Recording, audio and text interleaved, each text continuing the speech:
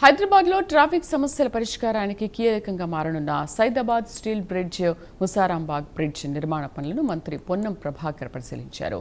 మంత్రి అజారుద్దీన్తో కలిసి పనుల పురోగతిని సమీక్షించిన పొన్నం అధికారులకు పలు సూచనలు చేశారు.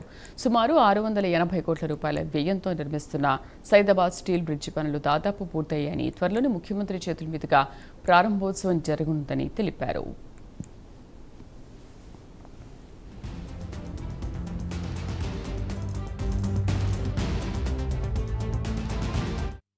ఉన్నటువంటి ఈ బ్రిడ్జ్ పనులు 620 కోట్లతో తీసుకున్నటువంటి బ్రిడ్జ్ పనులు ఇక్కడ చంచల్గూడ జైలు నుంచి ఓవైసీ చౌరస్తా దాకా, హాస్పిటల్స్ దాకా, అదే విధంగా చెంపాపేటకు ఒక లైన్ తోటి 620 కోట్ల రూపాయలతోటి ఈ యొక్క ప్రాజెక్టు పూర్తయింది.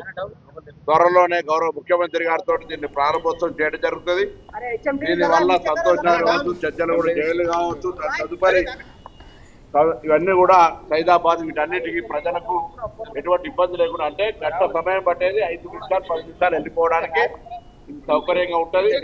దీంతో పాటు ముసారాంబాగ్ సంబంధించిన బ్రిడ్జ్ను కూడా పూర్తి చేసి ఈ రెండును త్వరలో ప్రజలకు దీనికి సైడ్ లో కూడా ఏదైతే నడవడానికి ఉన్నట్టుందో చిన్న బ్రిడ్జ్ ఉంది, అందులోకెళ్ళి నీళ్లు పోతుండే, దాన్ని కూడా పెద్దగా చేయాలనేది మా ఆలోచన.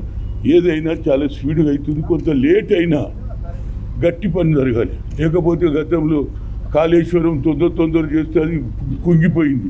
అలాంటి సంఘటన జరగొద్దు అనేది ప్రభుత్వం